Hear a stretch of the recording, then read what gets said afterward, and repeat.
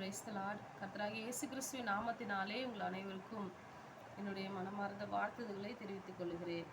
2 பேதுரு 2வது அதிகாரம் 21வது வசனம்.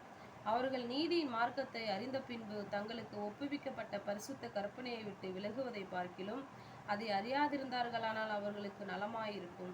நாய் தான் கக்கினதை தின்னவும் கழுவப்பட்ட பன்றி சேற்றிலே புரளவும் திரும்பினது என்று சொல்லப்பட்ட மெய்யான பழமொழியின்படியே அவர்களுக்கு சம்பவித்தது.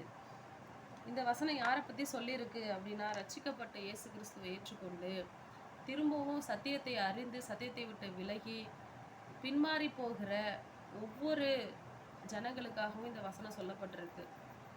இதில் முதலாவது எதை சொல்லப்பட்டிருக்கு? கற்பனையை விட்டு விலகுவதை பார்க்கிலும். தேவன் ரட்சிக்கப்பட்ட பிள்ளைகளுக்கு, தேவனுடைய பிள்ளைகளுக்கு கற்பனைகளை கொடுத்திருக்கிறாரு. முதலாவது உன்னை பழைய ஏற்பாடு காலத்தில், பழைய ஏற்பாடு புஸ்தகத்தில் லேவியர் ஆகமத்தில் மோசையை கொண்டு தேவன் 10 கற்பனைகளை கொடுத்தாரு. அந்த 10 கற்பனைகளை சுருக்கி 2 கற்பனையா, இந்த 2 கற்பனைகளை கை கொண்டீங்கன்னா அந்த 10 கற்பனையும் கை கொண்ட மாதிரின்னு சொல்லி தேவனாகிய கர்த்தரை உன் முழு இருதயத்தோடும் முழு ஆத்மாவோடும் முழு மனதோடும் நீ ஆராதனை செய்வாயாக, அன்பு கூறுவாயாக, உன்னை நேசிக்கிறது போல, உன்னை அன்பு கூறுகிறது போல பிறரை அன்பு கூறுவாயாக என்று சொல்லி இயேசு கிறிஸ்து பிரதான கற்பனையாக கொடுத்துருக்குறாங்க. முதலாவது கற்பனையை மாத்திரம் இன்னைக்கு பார்க்குவோம். அந்த முதலாவது கற்பனை, அதாவது 10 கற்பனைகளில் முதலாவது கற்பனை, என்னையன்றி உனக்கு வேறு தேவர்கள் உண்டாயிருக்க வேண்டாம். யாத்திராகமம் 20 அதிகாரத்தில் 3வது வசனத்திலிருந்து 5வது வசனம் வரைக்கும் சொல்லப்பட்டிருக்கு. கைகளினால் ஒரு சிலையும் ஒரு சுரூபத்தையும் எந்த உருவத்தையும் செய்யக்கூடாது அப்படின்னு. அப்படி செஞ்சால் அது விக்கிரக ஆராதனைன்னு.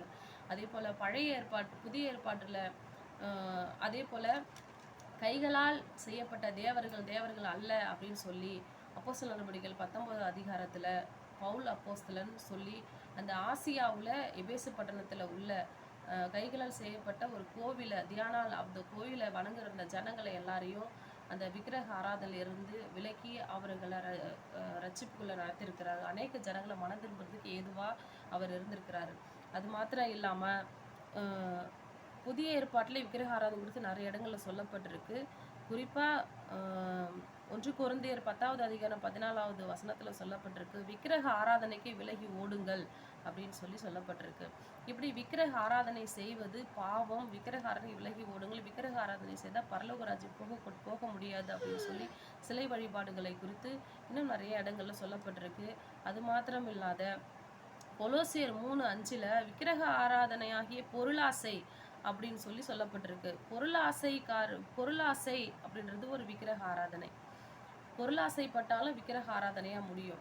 இந்த கிறிஸ்தவர்கள் எப்படி பொருளாசைப்படுகிறார்கள் தாங்க அப்படின்னு சொல்லி பார்க்க போனா, தந்திரமா வேத புரட்டல்கள் மூலம், வேத புரட்டல்கள் அப்படின்னா நிரூபங்களே சொல்லப்பட்டிருக்கு.